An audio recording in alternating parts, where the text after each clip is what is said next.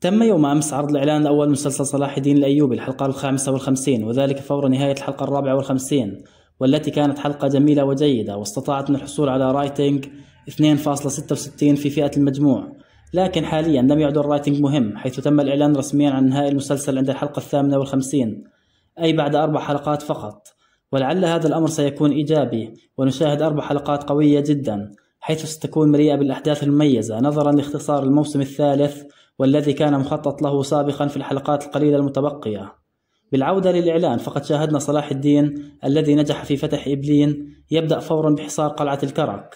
صلاح الدين يعلم جيدا مدى صلابة أسوار الكرك، وهو لا يريد إضاعة الكثير من الوقت في حصار المدينة، لذلك شاهدناه في الإعلان يخطط للتسلل إلى داخل القلعة بطريقة لا يتوقعها الصليبيين. كما شاهدنا في الإعلان صلاح الدين يشهر زواج أخوه بورو من سايرة. بورو الذي كان له دور مهم جدا في فتح إبلين سيكون له دور مهم أيضا في فتح قلعة الكرك.